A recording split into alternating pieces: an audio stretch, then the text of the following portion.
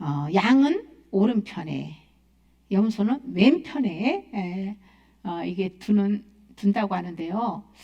전도서 10장 2절에 보시면 지혜자의 마음은 오른쪽에, 우매자의 마음은 왼쪽에 있다고 증언합니다.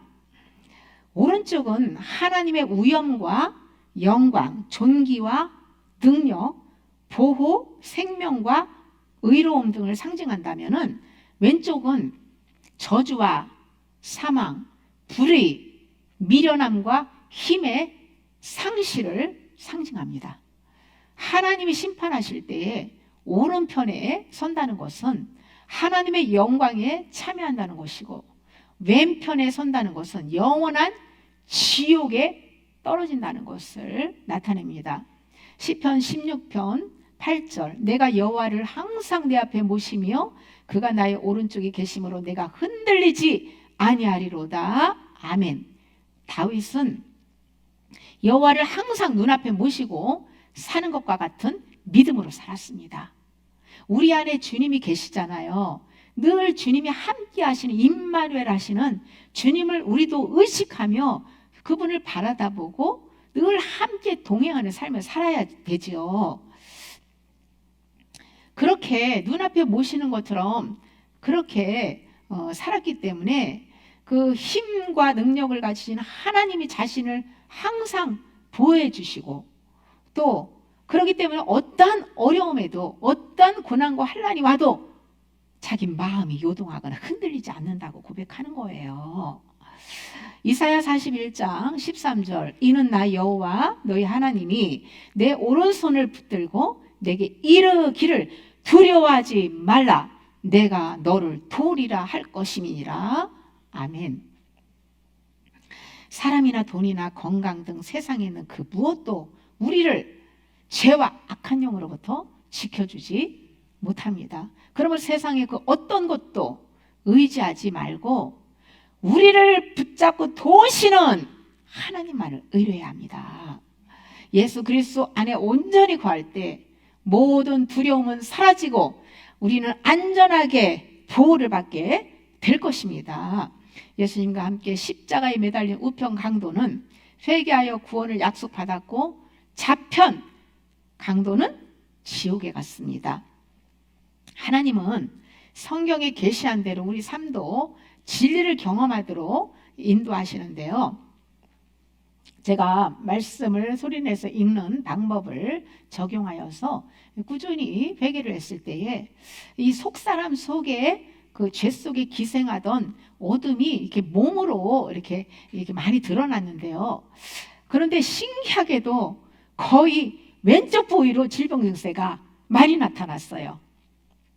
예를 들면 이 머리 다쳤을 때도 이쪽 부분이 다쳤고, 귀 이 뒤쪽 이쪽 부분에 이 뼈 통증으로 많이 제가 어려움을 당하고, 또 피부병이 갑자기 그때 났을 때 이 요쪽 왼쪽 요쪽으로 딱 요쪽으로만 이렇게 피부병이 났다가 며칠 만에 또 사라지기도 하고요. 대상포진도 이 왼쪽 가슴을 중심으로 해서 겨드랑 쪽으로까지 이렇게 딱 이쪽으로 대상포진으로 제가 2주 이렇게 이제 고생을 했고요. 손가락이 끝에 이게 딱 5개 손가락 끝에 습진으로 몇 년 고생했는데요.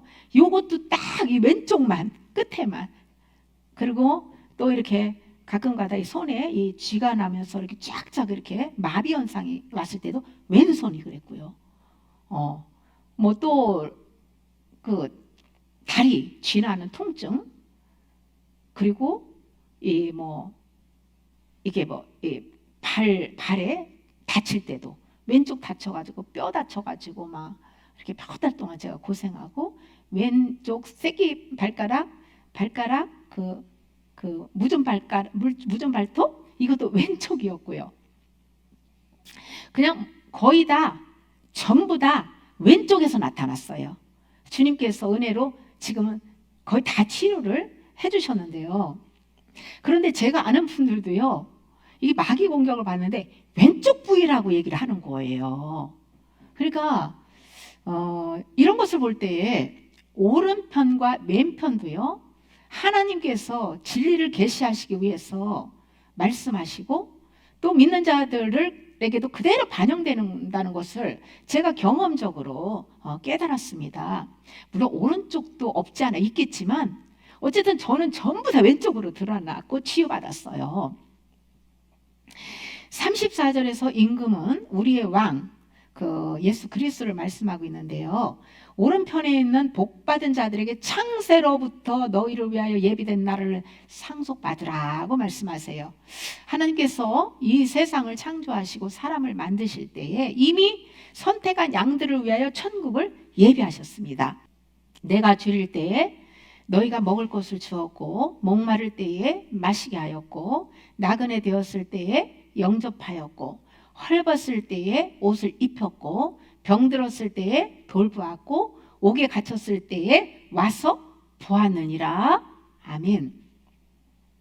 이 말씀은 오른편에 선 양들이 이렇게 살았고 또 좁으면 좁은 길을 걸어가는 양들에게 예수님을 대하듯 이렇게 돌봐주었다는 것을 깨닫게 합니다.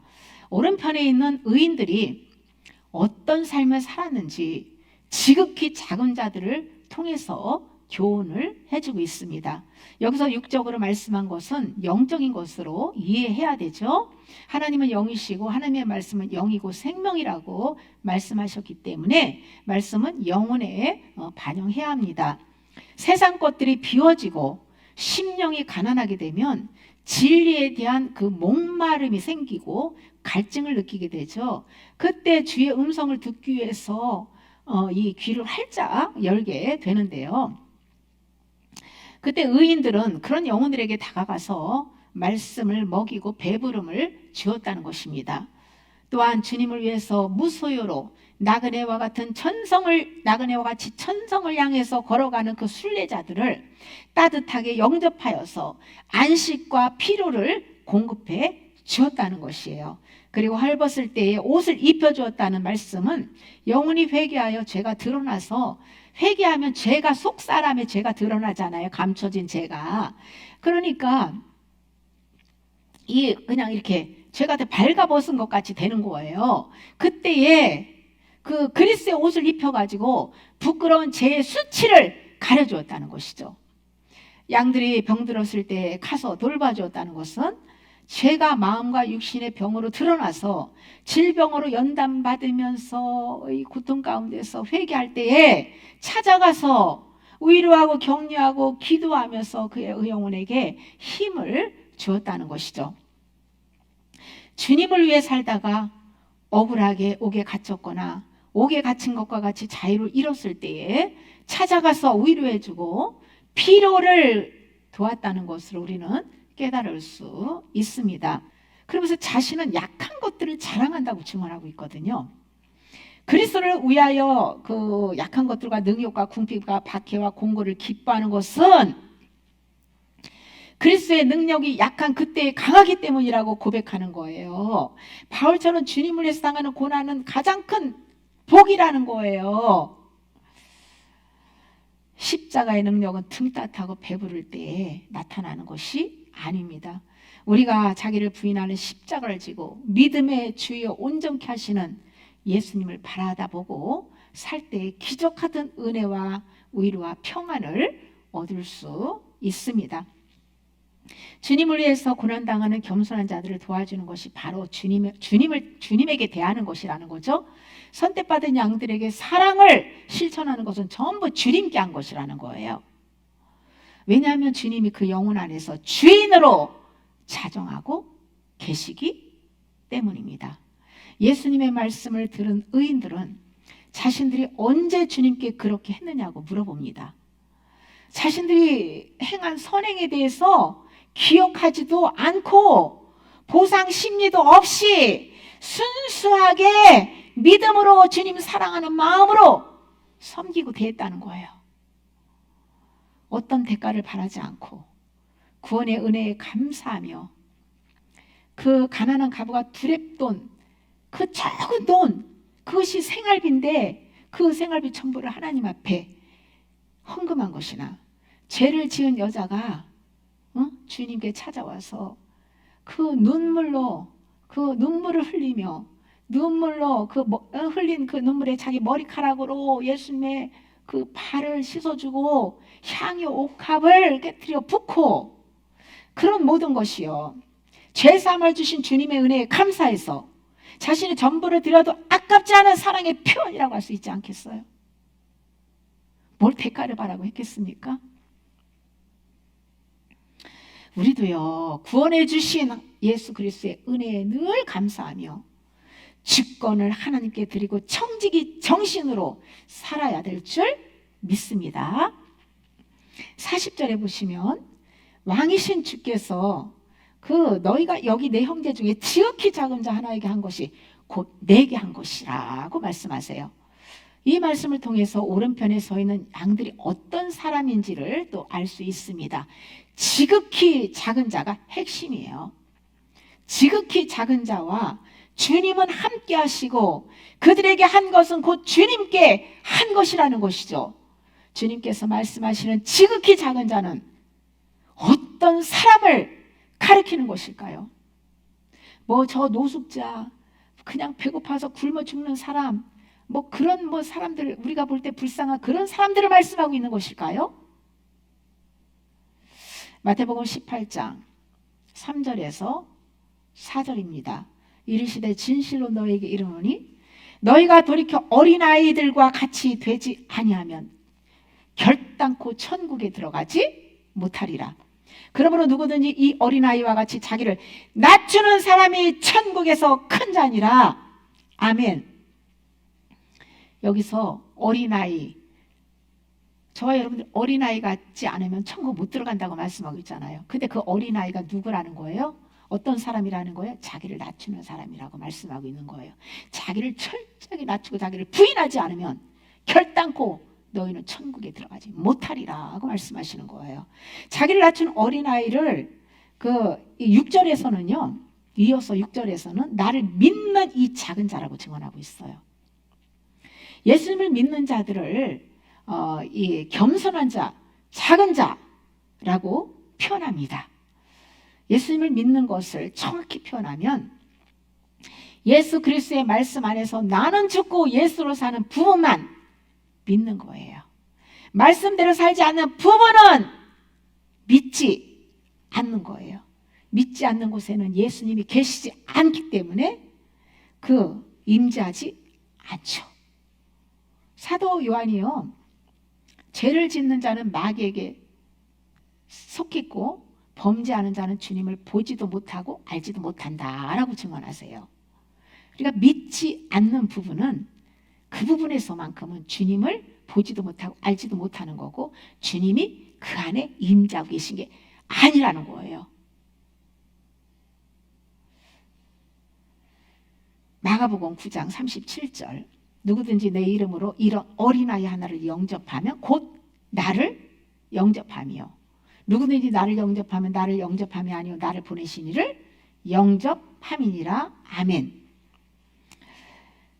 주님께 한 것은 바로 어린아이와 같은 겸손한 자들에게 한 것이라는 것을 알 수 있겠죠. 그들과 어린아이들과 주님이 함께 하신다는 거예요. 겸손한 영혼들과 함께 하신다는 거예요. 우리 안에 성령님이 계셔도 믿음으로 살지 않을 때는 부재하신 것과 같고요. 겸손한 마음으로 주님을 의뢰할 때는 임재하신다는 것을 이해할 수 있죠. 겸손한 자들은 자기의 소유가 없습니다. 어린아이가 자기 소유권을 주장하나요? 아기들이 품 안에 안긴 젖 먹는 아기들이 1살 된 아기들이 이거는 물론 돌된 아이들이 자기 장난감인데 그것을 다른 애가 뺏으면 내 거야 라고 물론 소유권 주장을 할 수도 있겠지만 어쨌든 품 안에 아무것도 모르는 아이들은 자기 것이라고 주장하는 게 없다는 거예요. 그것처럼 이 어린아이 같은 그런 심령의 사람들은 하나님의 모든 것이 하나님의 것인데 자기 것이라고 소유권을 내세고 주장하고 내 것이라고 여기는 영혼들이 없다는 것을 알 수가 있죠. 외적으로 소유를 가지고 있어도 주님의 것을 은혜로 감사하며 합당하게 사용하고 이 마음만큼은 무소유로 청지기와 같이 산다는 거예요. 이런 영혼들이 심령이 가난한 지극히 작은 자예요. 요한복음 13장 33절에서는 예수님께서 제자들에게 작은 자들아 라고 부르세요.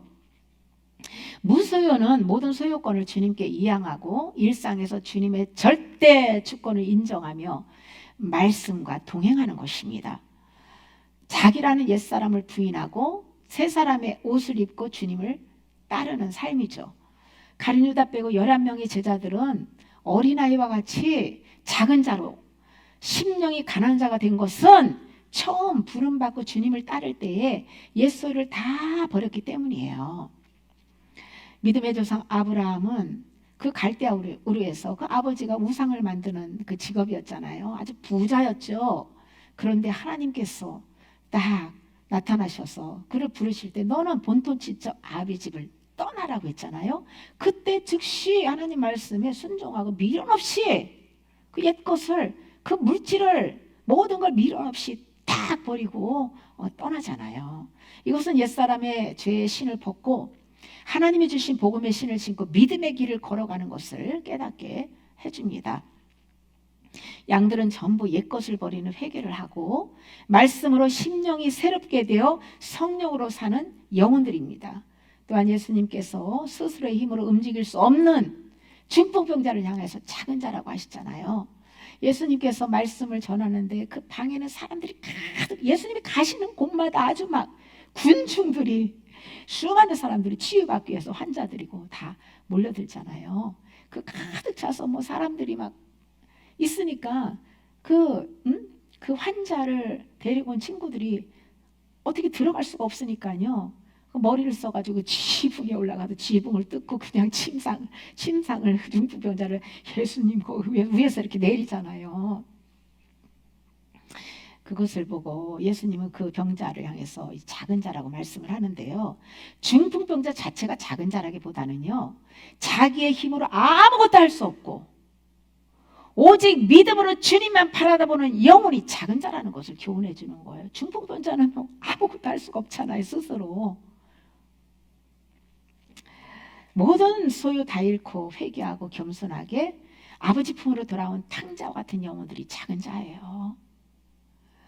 또 세리와 같이 그 바리새인과 세리가 성전에 들어가서 기도하는 내용 잘 아시죠? 세리는 저 뒤에서, 바리새인은 당당하게 그냥 하나님 앞에 내가 이렇게 저렇게 11조 뭐 어떻게 이렇게 살았는데 나는 저 세리와 같지 않고 어쩌고 저쩌고 기도할 때, 세리는 어떻게 기도합니까? 감히 눈을 들어 하늘을 쳐다보지도 못하고 가슴 치면서 하나님이여 나를 불쌍히 여겨주소서, 나는 죄인입니다. 이렇게 기도한 겸손한 마음을 가진 영혼들이 작은 자예요. 마음이 겸손한 자들은 하나님의 말씀을 무시하거나 한 귀로 듣고 흘려버리지 않고 마음이 새깁니다.